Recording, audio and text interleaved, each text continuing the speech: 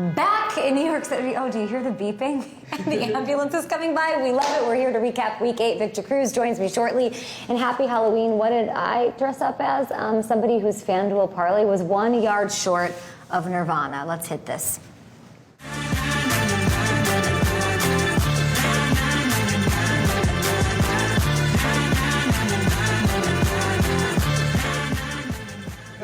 Up and Adams in New York City. There's kind of an echo in this loft that we're in Midtown Manhattan. I'm very happy to be home. I was here all weekend. I went to Saturday Night Live, saw an amazing show. I'm going to see some Broadway action tonight, and I'm just so happy to be here and so thankful to FanDuel for supporting this trip. And I'll be hitting some press this week to support Up and Adams, so thank you guys. If there's anything I need to do back in New York City, your favorite restaurant, what I need to go do, let me know at Up and Adams Show. And I have the absolute best person, the all-access pass to New York City. Victor Cruz joining me shortly. We'll talk about those Giants and those Jets. I mean, I roll back into town and what the hell happens to the New York teams? I wanted to be part of the winning, and it didn't happen. But we got to start with what went down last night. The Buffalo Bills beat the Green Bay Packers 27-17. Now, it wasn't the cleanest performance by the Bills, but they're the best team in the NFL. They looked very much like the contender that we come to see week in, week out, and they're atop the AFC at 6-1. And it's going to be tough for anybody to catch up to them. But to me,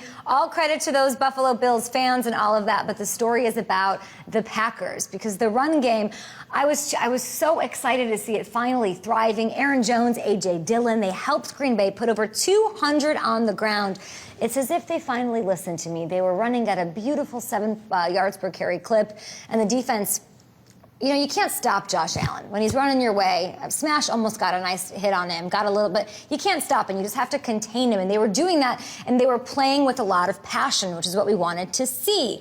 And, you know, the attitude that we saw from Jair out the tunnel, obviously they come out of the same tunnel up there in Western New York, which we love, and Rasul Douglas going at it at Diggs with Gabe Davis. That's exactly what you want to see, because this is very much a must-win game for the Packers. And they lost, but they still kind of won. I'm not going to call it a moral victory, but they kind of won this game, just like I kind of won my parlay yesterday. We'll get to that. The disconnect in this passing game is the problem.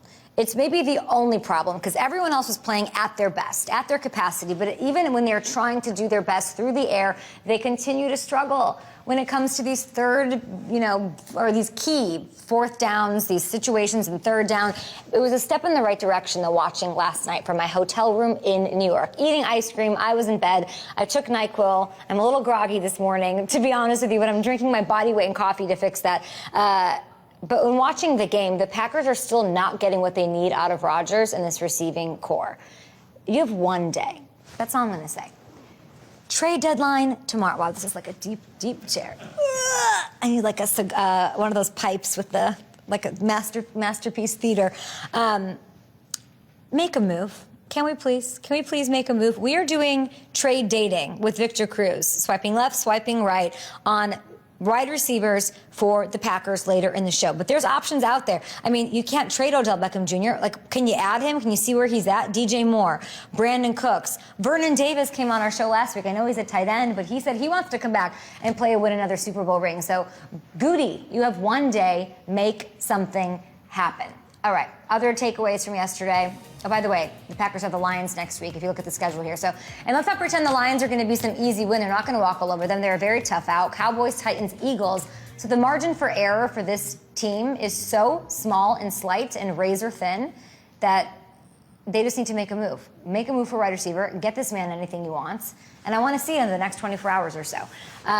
Okay, we got a nice healthy dose of NFC West rivalry, which we loved, Rams-Niners. And it was a lot of more of the same in a lot of respects. Shanahan, of course, beats up his little brother for the 8th time in their last 9 meetings. That's insane. But there was one enormous difference. I said when they added Christian McCaffrey, I told Brandon Marshall, and he was like, okay, you're crazy. The Eagles. I told Stats, San Francisco pundit, it's going to tip the scale in their favor in the NFC. No, okay, you're crazy. You're an idiot. Now, it does come down to health. But the dude wearing number 23 is a difference maker. Christian McCaffrey, it's not even that. Game changer, shifting the balance. This conference is the Niners to lose. And they looked awesome. He did it all. 183 all-purpose yards. He became just the third player since the merger to catch, throw, and run for a touchdown in the same game. He joins LaDainian Tomlinson and Walter Payton as the only guys to ever do that. So seeing the Niners demolish the Rams, they did, and they did it without Deebo Samuel, and seeing Shanahan and McCaffrey in this combo and this, it's Halloween, nothing is scarier,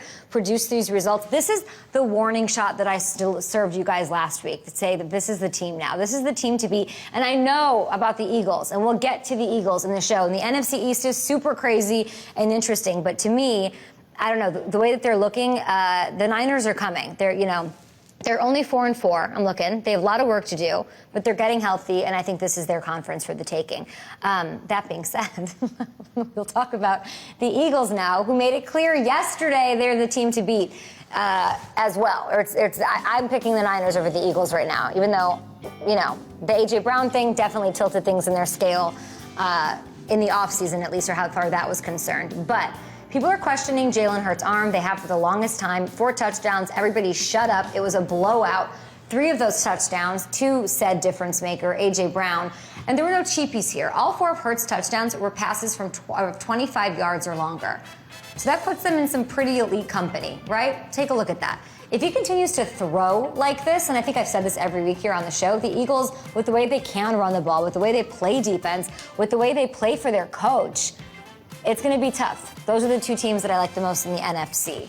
And the rest of the NFC, they're making waves as well. We got a reminder of why the Dak, Cooper, Rush conversation was probably silly. The Cowboys put up 49 points in a win over the Bears behind a really sharp day from Prescott. The not-so-silly convo, though, is whether or not Zeke should get his starting job back. Tony Pollard, we told you, put him in your daily fantasy lineups last week, and he went off for 147 yards and 3 touchdowns. Elliott was sidelined with a knee injury, but we have all week for that discussion, whether it should be Zeke or Pollard. It's sort of been brewing over the past several seasons. But if you look at the rest of the East, the Commanders pulled off an insane comeback. I looked up and they won that game. It was insane.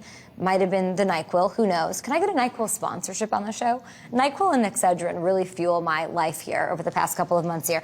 But they have rattled off 10 points like that in the final 5 minutes to take down Ellinger, the Iron Man, the Josh Allen of college football, according to Jordan Spieth. So there's that. So Washington, if you're looking at what's going on there, they're 4-4, which is insane too. And that means, what does this mean? There's 4 NFC East teams that will be in playoff spots entering Week 10. Is that normal? Has that happened? It's insane. So we're getting all of that. Yeah, new pair of Jordans for Heineke, as you're seeing, the blue and white Jordans per Adam Schefter. It's where I go for all of my sneaker news. Adam Schefter of ESPN. And there was news here with the Up and Adams family because my parlay, oh my God, I almost died thinking about this yesterday. We did a parlay. We thought about it. Hamilton, please come sit down. Hamilton's here in New York, of course. And it was simple. This was my 3rd crack at this? Yeah. Okay. My 3rd crack at this, and I said Cooper Kupp 80+ receiving. Henry, so those happened. I'm texting you like a mad woman. Yeah, the Henry one hit early. Look at Hamilton's here, everybody. The Henry one hit early, 100 yards, easy. He went over 200 on the day. That was knocked out immediately. McCaffrey hit his right at the beginning of the second half. Mm-hmm. And Cooper Kupp had 73 yards at halftime, so we're thinking we're good. 73 yards at half. So then we have a show call, right? So we all on Sunday, and everybody's in the worst mood because they're like, I hate you, why do we have to be on a call on Sunday? So everyone's really low energy and whatever. And we're sitting there watching this as it unfolds, and I say to Hamilton, or to everybody, I said, he's going to have a catch, and it's going to be a 6-yard catch. Did I not say that? Yes. I said, and I manifested it like the idiot that I am. So basically, we came up 1 yard short on this parlay, and that's what you call, and I'm learning, guys, so it's called a bad beat. A bad beat. Yeah, 1 yard. The entire half just needed 7 yards. Right at the end of the 4th quarter, makes a 6-yard catch, then exits the game with a little bit of an injury. My hands are over my eyes. They're telling me what's happening as the game is going on, and then they say that they took a knee. And then the Rams take a knee, down 17 points. Which I also don't see ever happen. Never. Anyway, I was very upset about this, and then my FanDuel team that we put the parlays together with every week, that we're trying to like have fun with this, and I'm learning. They hit me up. I woke up to this. They're so cool, and you have to tell me how. I mean, I would think this is pretty rare, but they decided, and they're awesome, that anyone who backed my same game parlay is going to have that wager refunded as free bets. Yes. So basically what that means is you'll get your stake amount back as free bets. And it'll be, and anybody who took, a couple bucks and wanted to have some fun on this yesterday, it'll be back in your account in the next 24 hours. And FanDuel, you're badass and awesome for doing that. Yeah, no, that's incredible. That doesn't happen that much. That just tells you how bad of a beat it was, too, that they're willing to do this. And it also sounds like we're going to get to have some more fun with that tonight. So I'm going to burn sage and see an exorcist today. I'm sure I can find one in New York City very quickly. It'll probably be on Yelp if anybody has a good exorcist. We're going to do right that. around the corner from There's here. probably one here haunting this very loft that we're in for the next week on this show. Hamilton, we are going to have some fun tonight with a parlay, a Monday night same game parlay. Bengals heavy. Yes. And there might be something that rhymes with schmod schmooster, which I've never heard of outside of Pat McAfee. So keep your eyes on that on the app and stuff. Hamilton will be here with me all weekend. Up next, again, like my curse of being in New York, the Giants team lost, and so did that Jets squad. So we're going to talk about the NFC East, the Seahawks, Geno, and all of that with Victor Cruz. Victor Cruz! He's a legend, and he's here to talk all things New York. Joined now by Super Bowl champion, a Pro Bowler apparently who went to the Pro Bowl. I didn't know that. All-around Giants hero, the pride of Paterson, New Jersey, the guy who gets all the best tables at all the toughest restaurants to get into in the tri-state area, and the voiceover, I believe, a Rugrats character, which is like your favorite thing you've ever heard. What was it? It was Dora the Explorer. Yeah. Dora the Explorer with Victor Cruz. What's up? What's up, everybody? Yeah, I don't think enough people know about your Dora the Explorer SAG Award winning. Yeah. SAG Award card go getting look performance. in the depths of YouTube, probably somewhere. There's me speaking Spanish, pretending to be some sort of monster or giant beanstalk type of character. It's very exciting. We have you here. We got to talk New York. Okay. Do you get so, we're sitting here in the break and our control room's like, oh, we saw this celebration. It's kind of, and we'll show it here. Don't show it yet. We'll show it, but it's like, oh, anytime anyone sees a salsa, they correlate it to you. Do you embrace that still, or are you sick of it? No, I embrace that. Really? Of course. It still happens every day, somewhere, somehow. Do people call you out and say, Victor, salsa for me? Yeah, like they just yell salsa, salsa, in the middle of the street, at stores, rest of the mall. I'm just like, all right, whatever. What if you don't feel like hitting it? What if you're in a bad mood? Let's be clear, I don't always just hit, like, you want it, you're getting one. Like, it's just not necessarily like that. But sometimes, what I do now, if you're going to make me feel awkward, you're going to dance with me. And we're both going to feel awkward. Well, I'm not going to ask you to dance, but I am going to ask you your thoughts on it. Jamal Williams, one of my favorite players. We interviewed him, had a really nice sit-down last week, and he, as part of his celebration, we love seeing Jamal Williams get in the end zone, by the way. Jay Swaggy. Okay, It was enough. It was a little two-step there, but it was great. What do you mean it was enough? It was just like, it was just two little hits.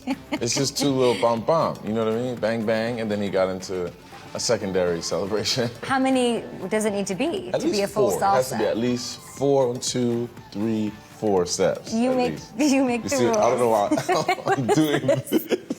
Doing all but this. You get it. I'm glad to see you smiling, and I'm glad to see you dancing, because before the show, and you, by the way, thanks for coming before me. And then, I'm a punctual person. And then showing up, he calls and he's like, I'm here. I'm like, I'm still downtown. Sorry. You're smiling and you're here, but we were talking before we came on the air, and you wee it up with the Giants. Yeah. Is it always going to be we? Is that just how it goes with that organization? For the most part. I mean, Yeah. It's just, I think I've just developed such a rapport with that organization, both as a player, obviously, but now 6 years removed. Wow, 6 years is kind of Isn't that crazy. crazy? Crazy how it kind of flies by, but I've been ingrained in different ways, and seeing that entire organization from the other end and realizing how great they are from the outside looking in. Just working on the broadcast team and watching the games with the ownership and just being a part of that cloth is just it's just a beautiful thing. We had Vernon Davis on last week, and he's Super Bowl champion, like you, removed, OG. And I asked, he's also similarly to you, you Nate Burleson, like you're arty, you have other passions, you always have your entire career, even when you were playing on the field. Yeah. But I was like, do you dream about football? Do you think about going back? And he said yes.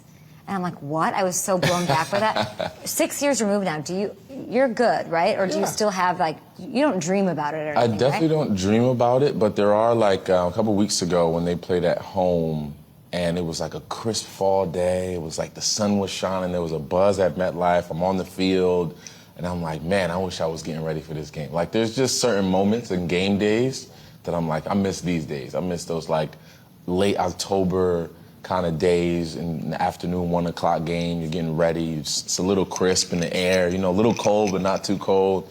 I always have my best games in those weather conditions. Yeah, the trade deadline's like 24 hours from now, so I just want to get those news bites out there that maybe Victor Cruz is interested in joining some of those teams, walking on and helping any of that. If you had to play anywhere right now, where would you go? That's not New York, because obviously I would go back to New York. You would go back to New York? Yeah, for sure. But if it wasn't New York, if that's what you're asking me, because that feels like a layup, so I would choose. Well, I mean, you kind of, in my head, like, it's not that you threw shade at Chicago, but like you're saying, like, you know how great the Giants organization is and how they treated you based on things. So, like, you were there for a cup of coffee, so we'll leave. Yeah, not the Bears. You love the Let's Giants. just say You're not the Bears. You're not going to go to Chicago. Where would you go? Pick your offense. I'd probably go to, like, obviously a contender, because you want to just go and be relevant immediately. But I'd say Kansas City. I'd go to Kansas City, play with Mahomes, Really? run around with him for, you know, just running around the field, getting open for that guy for a year. Why not? Why Mahomes over Allen? Is it the weather? I bet it is. I mean, it's cold in Kansas City too, but especially Buffalo. It's even colder in Buffalo, obviously. But I just think, no shade to Josh, of course, but I think Patrick Mahomes they both play fun brands of football, but I think Patrick Mahomes is the one that I would like to play with the most. Just him running around, the way he kind of manages the team, the way he gets everybody in place, the way he just makes something out of nothing and has trust in his receivers that he's going to give them the ball no matter what they do, no matter how they get open, he's going to find them. I'm here for that. Where should Victor Cruz go? At Up and Adam Don't Show. start that. Giants, you said you'd go back there. They would be the #1 choice. They've been so good and so exciting. And I know that you've loved to see it, but yesterday was a bit of a struggle, right? A little buzzkill. 27-13, the final score in Seattle. They're still 6-2, but we saw Seattle take care of business. They bottle up Saquon. Daniel Jones really couldn't get much going. What does that loss do as far as your feelings for what this Giants squad can do in 2022? It worries me just a little bit. Obviously, they've gotten off to a 6-2 start, which is incredible given the past couple years that they've been playing and what brand of football they've been putting out there on the football field. So that's good. I think after this loss, you kind of you deal with it, you look at the film, you learn from it, you dissect it, you make sure everyone understands that this loss is a loss and we have to learn from it. But you got to flush it. They got the bye week coming up. Now they get 2 full weeks to kind of recover. Everybody gets a break, gets time to heal those wounds and get out there and play again the following week. But I just think they have to understand that, they have to do something offensive. They have to switch things up. And kudos to Pete Carroll and that defense to getting those guys ready. I mean, they knew that our best asset was our running game and Saquon and how those guys run the football, how we run the football. And they bottled us up. They put 8-9 guys in the box, dared us to throw. And as you know, we don't have the best wide receivers out there. I mean, those guys work hard and they bring their lunch pail each and every day. But there's no one out there that you have to kind of mark your roster for, like, okay, we got to watch this guy. Yeah. And that leaves, opportunities for that defense to kind of pin their ears back and go after things. I'm sad Sterling's not out there. Same, man. He deserves this 6-2 season. Absolutely. He's obviously one of the veterans on that football team. Crazy to even say, as I seen him as a rookie, to see him now as a vet is like, wow, am I getting older or is he getting old? Yeah. But it's unfortunate that he can't be out there with this team, but they feel his presence for sure. What do you think they need to focus on? You mentioned the bye week. It's a great point. They can reset. They had 2 costly mistakes in this game that we hated to see.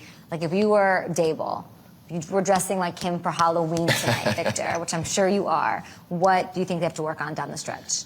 Well, I think they have to, with this trade deadline, let's hope they just find a receiver somewhere. You want them to add somebody? I would love for them to add a big play. Maybe it's a tight end, maybe it's a receiver, maybe just a big-bodied or able-bodied receiver that can play. You got comfortable on I'd like a name, because it's interesting. I don't know who that is. I mean, who's out there? With Jerry Judy's out there? Somebody that has the skyline of New York tattooed on his back, potentially? I don't know.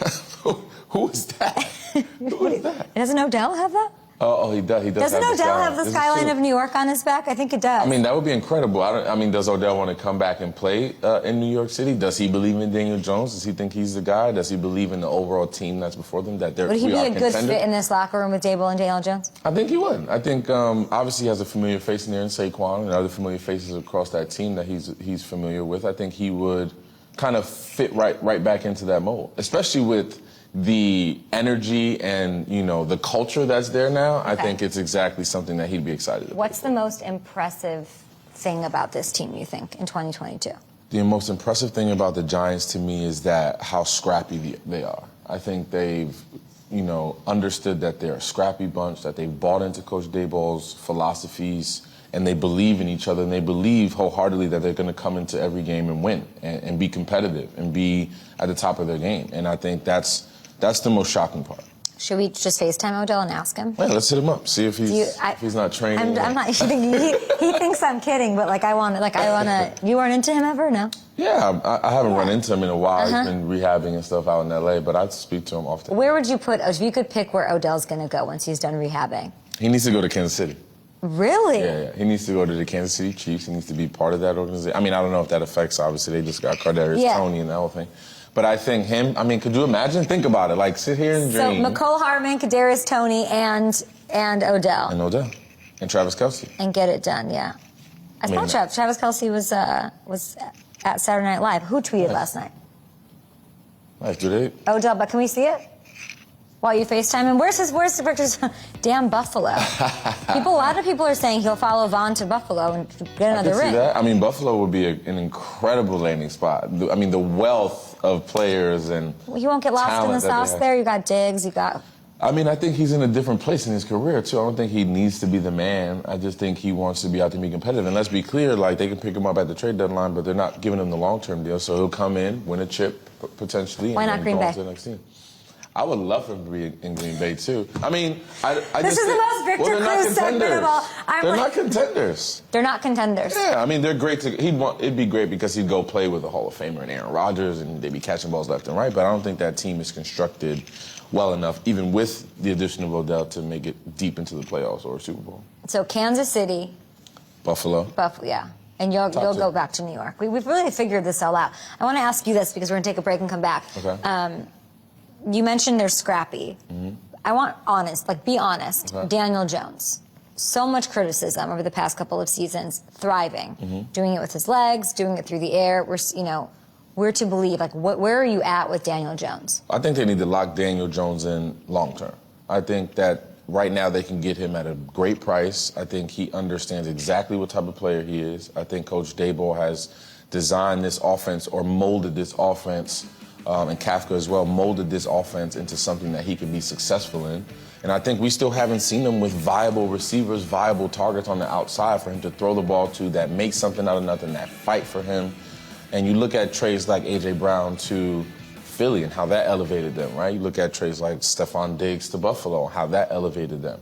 So we need that trade that elevates our receiving core and gets us on the right track. Daniel Jones is the face of the franchise because he understands New York City. In a short amount of time, he understands how to behave here, how to react to the media by not reacting, essentially, and how to galvanize and prove to his team that he's there for them and that he's a team guy. Does he remind you of Eli? Everyone wants to say that, but you know Eli really well. There's some remnants there. Obviously, the temperament, how he's just chill, even keeled, doesn't show a lot of emotion, handles the media with honesty, but still keeping it everything about the team and about putting the onus on his back. That's what you want. You know what I mean? Do you think Eli, you've moved on, you're doing a million things, your golf game, all of it, you're traveling always. It's improving. We had Jordan Spieth on last week. It was super fun.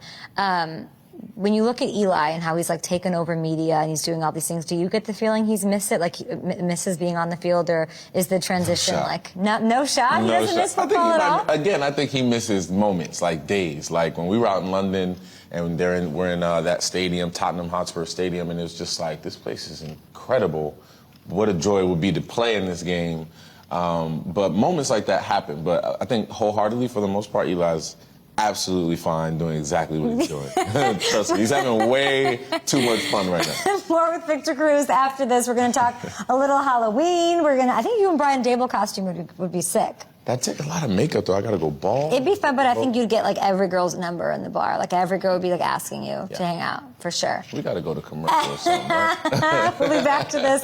I sat down with Tee Higgins before the Jamar Chase thing happened. We've got good news on Jamar Chase, but we'll talk about it. We got a big game between the Browns and the Bengals tonight. We'll be back.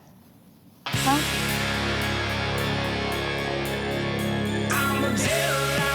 And that was a strike from deep. Playing tricks on you. Bam, bam, bam. Welcome back. Up and Adams on a Halloween. Paul Dehner of The Athletic is saying the Bengals feel Tee Higgins at this point is a legit number one. Understandably, rightfully so does Tee Higgins. We're about to find out if they are right in a high levered spot. That's right, Jamar Chase is out for several weeks, not put on IR, which is great news for these Bengals. And boy, Tee Higgins and Chase were on pace for 1,100 yards apiece. Before this happened, before the injury, I sat down with Tee Higgins to discuss tonight's matchup, what's going on, where his head's at, how unselfish these wide receivers are. How about that, unselfish wide receivers? That's what we are. We talked about that. We dove into all of it. Remember, this was last week. We'll talk about the game tonight right after this. Take a look. Tay! What's going on? How are you? I'm good. How are you? Well, I'm the biggest Bengals fan, obviously. Which one do you like better? Eeny, meeny, miny, mo. The white one. Like, are y'all telling them that you want to wear those every day? We want to. So, the only thing with those though, when we put them on, the helmets are so tight because it was new. Okay, so you are coming off back-to-back wins, and I'm very excited for you. What is the vibe around the team right now? It's great energy in the locker rooms. Everybody's high spirited. We still got that game face, grinding because we know we got, things to do, more to do. So. Yeah. T, I was listening really closely to your post-game presser last week. You were asked about if it's a reminder to the rest of the league how dangerous you are, and you said it was a reminder to ourselves. What did you mean by that? Obviously, we haven't had too many big games to where all three of us as receivers go off like we did last week. But it's a reminder to ourselves that it's possible that we can do this each and every week. So how dangerous are you? Very.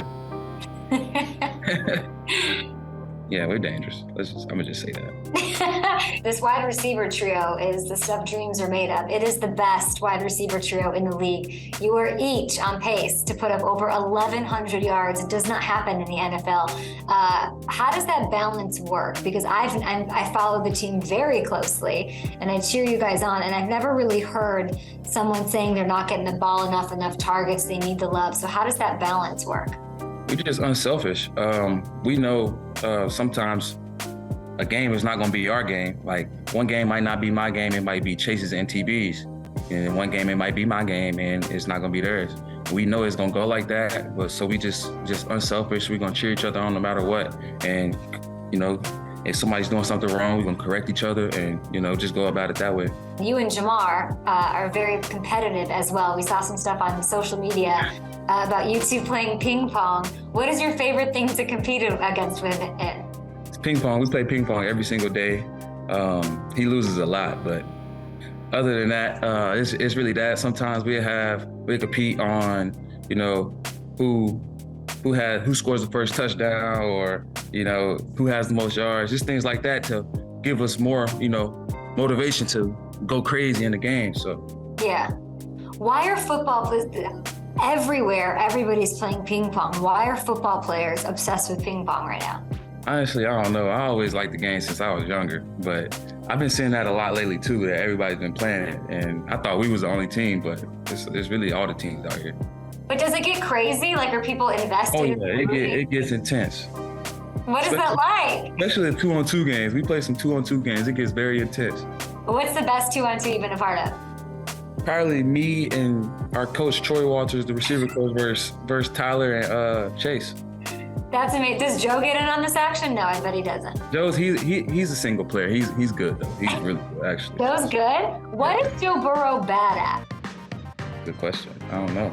He can dress. He's cool. He says the right stuff. He goes out there and balls off the field.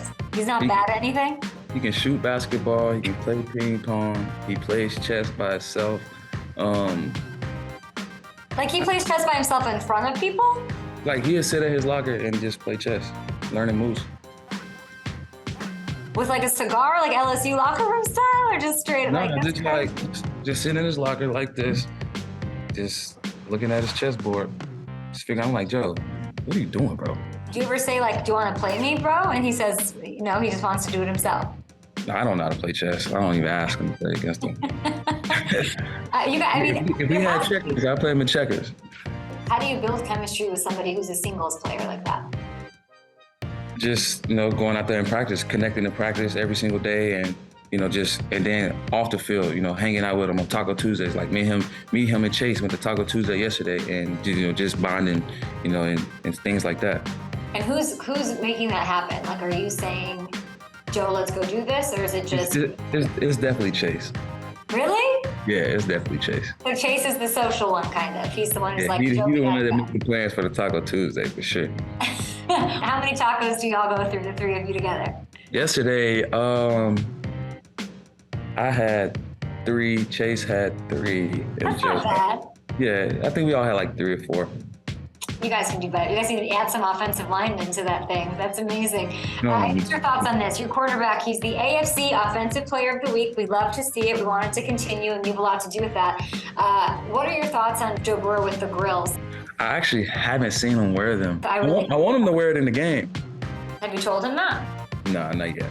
I don't think that's. I'm no dentist, but I don't know if that would be good. It's probably not a good idea. It's probably not a good idea. Second down and 19 behind the chains. That pass is complete for a first down. So you lose 9 on the sack, and then you find Tee Higgins over the middle and move the sticks. Who inspires you the most? I think I know it's your mom, right? Yeah, definitely. What's your relation? Like, what is the season like with her? Is she watching every game, coming to every game? Yeah, so every home game she comes to. If it's an away game, if it's close, she comes to. But any far ones she wants to come to, but I just say just chill at home. I'll call you before the game and we go from there. She always give me that motivation talk before a game, her and my sister, and I go out there and do my thing. And it is caught. Yeah. Tee Higgins breaks the tackle. He's at the 10, the 5, touchdown. Got him in Bengals. You got the Browns on Monday, my friend. Mr. Tee Higgins, you've done a lot of things. You got to the Super Bowl. You're on pace for all these yards. You're amazing, but you've never beaten the Browns in your NFL career. 3 straight losses. How does that motivate you? It's definitely something I've thought about. I actually said it today to Tyler, and that's I'm really looking forward to beating these guys. Just like you said, I lost to them 3 straight times. Haven't beaten them yet in my career. It's going to be nice to get a win versus these guys in Cleveland. So looking forward to it. It's going to be a great matchup. But hey, we got to get the job done. Winning a single game in the NFL is really hard, but I was looking at your schedule this morning and I was like, ooh-wee, I think you guys are about to really start to go somewhere. Does this feel like a team that could make it all the way? Yeah, for sure. I feel like we got all the pieces to the puzzle. We just got to put it together and, come together as a team and make this run again. I'm wishing you so much luck. Get those 1,100 yards plus. Like, I would love to see 14 out of you. We've seen you're awesome, and I'm a huge fan. So thank you for taking the time, and I know you're tired after practice, so I appreciate it. Thank you.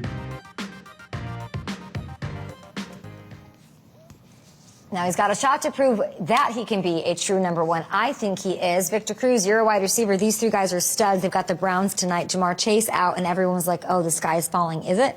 No, I think that Tee Higgins and Tyler Boyd are tremendous wide receivers that can pick up the slack. It's a difference when Jamar Chase is your focal number 1 guy, which he is, but when you don't have any other talent surrounding that to keep the defenses honest. The fact that they have 2 other viable playmaking receivers, and Tee Higgins is just going to get both of them are going to get more targets, but Tee Higgins is going to be the guy that they look at to make those big plays that he's used to making at a higher clip maybe than he's used to because Jamar Chase is out. But he's going to get more attention from defenses. Maybe there's Hayden Hurst there, that maybe they focus on the run game a little bit more.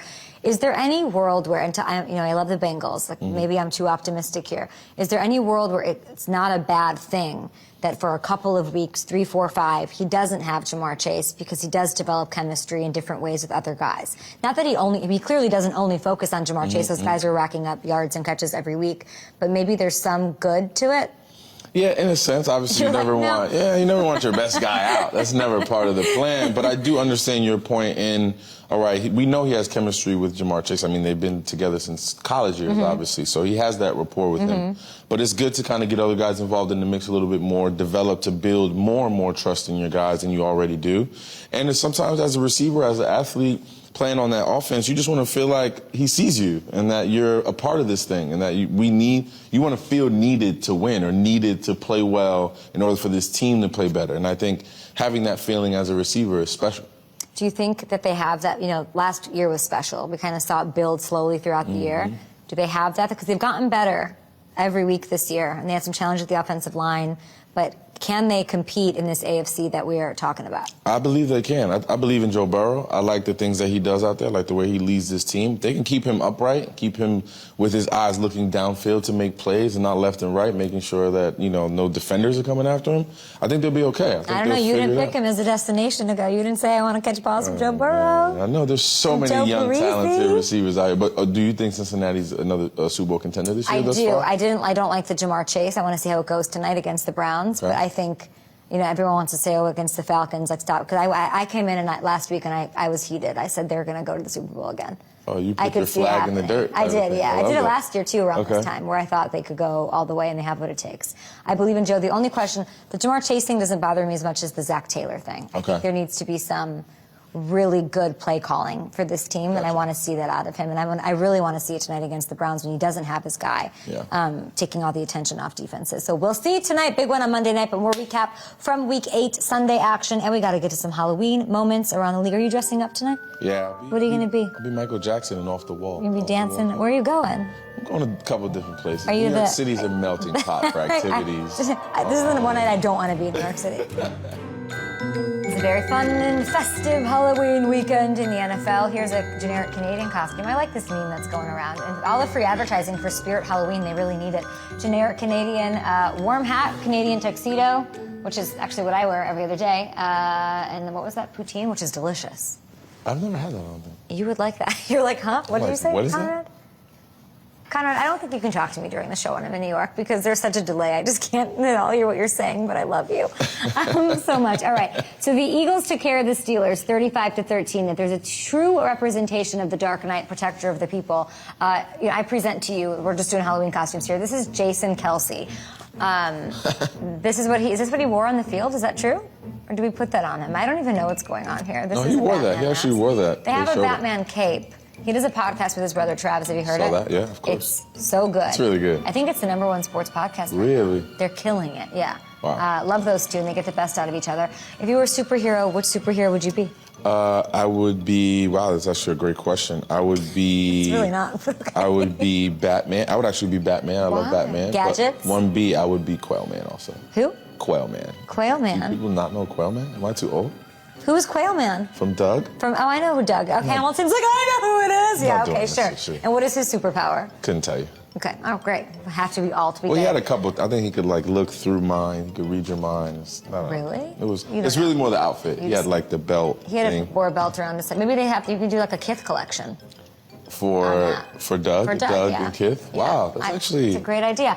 Not a terrible one. And here is Lane Johnson. Speaking of Jason Kelsey, let's bring that back. This is him dressed up as Jason Kelsey, which you love to see. This is a good one, right? I love this. This is really good.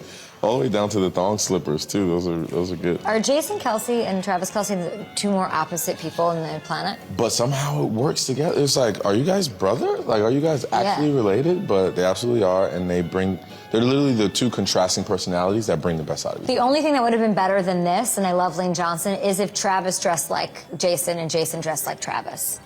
I think that should be a thing. If Jason hasn't thought about that already, that would be a full... There's time tonight. Dior, something crazy. Something crazy.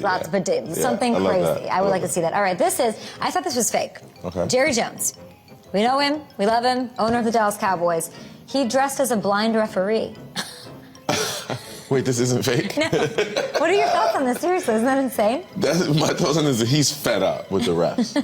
He's like, I'm going to get at y'all the safest way possible without getting fined or without getting, backlash for it, and I'm going to be a blind If a player did this, It would not happen. It would not be okay. Why? Why would it not be okay? I don't know. I just feel like, Jerry can do whatever he wants. I don't know that a player could get away with that. In honor of Jets head coach Robert Saleh, who is apparently keeping receipts, as he said, this fan brought that to life in a costume, which we love to see. He dressed as, and that's radio show host Michael Kay signing it. Is that true? All right, we love it. So the Jets fans, I mean, they lost too. What's going on? They did. It's because I came here? Might want to have to bring those receipts back and itemize them and look them over a little bit. Is it because I came here? I think so. You kind of jinxed the whole New York market, the whole New York sports market. I'm going to the Knicks game on Wednesday. Please don't. Why? Because you're going to jinx. Who are they playing? I don't even know. The Hawks, maybe? See what I'm saying? Do they play the Hawks? Are they in their division? I don't know anything about bad basketball. juju, bad energy around the game already. The conference? How do they do the schedule in the NBA? I literally have no idea. There's nothing I know less than that. I'm actually going to a Knicks game on my birthday, 11/11. When is your birthday? November 11th. You just had to get that out there, didn't you? Yeah, for the masses. Everybody. You want to give me a gift? Wish him a happy birthday at 11/11. What else do you want to talk about? What are you up to? A little bit of everything. Just staying busy, staying attached to sports. Still working with the broadcast team at the Giants. I went out to London as their alumni ambassador, things like that. Did the coin toss. It was a lot of fun. What? That's the responsibility. It's so funny. I come out and do. That's one of them. I come out to do the coin toss, and I'm around like Dexter Lawrence. And I'm like, bro, you gotta move. I can't see. And as soon as I get to the side of him, Aaron Rodgers looks. He goes, "Y'all got Victor Cruz out here?" And he shakes my hand. He's like, "What's up, bro? Good to see you." I was like, "Yeah, just here flipping the coin." By the way, I thought the coin toss was I get to actually flip the coin. Is that not how it works? I don't know. I would think that's how it sounds. I thought that like doing the coin toss is like I was ready to I was reaching for it from the ref, and he was like, "What are you talking about?" So he does it. You don't even get to do it. I just stand there and look great. And who did they have on the other? Who did they have for the Packers? It was. I don't think they had a celebrity. I mean, a celebrity. Jesus. I don't know why I just floated that one out. I'm never going to let that one down. They don't have they have another alumni. I'm just saying. Yeah. You're like, Jordy Nelson wasn't there for their team. They didn't Greg have Jennings him didn't over there. show up. Brian Baumgartner from The Office was not there to represent the Packers. For Lil Wayne. Where was Lil Wayne? Where was he at? Where? He was in the suite, probably with his cheese hat on, just chilling. Where was he? What did you make of Aaron Rodgers on the field? Does he seem enlightened, like everyone's talking about? No, right? I'm with Kurt Warner. He looks exhausted. Is that what Kurt said? Kurt said that him and Tom Brady just look exhausted. And I was like, that's the word. I don't know why I didn't think of that word before when I watched them play, but they just look spent, man. They just look like, especially because their teams in general aren't as competitive as they would probably like them to be. Mm-hmm. So they're out there just trying to do above and beyond, and they look exhausted. You think they're cooked for the year?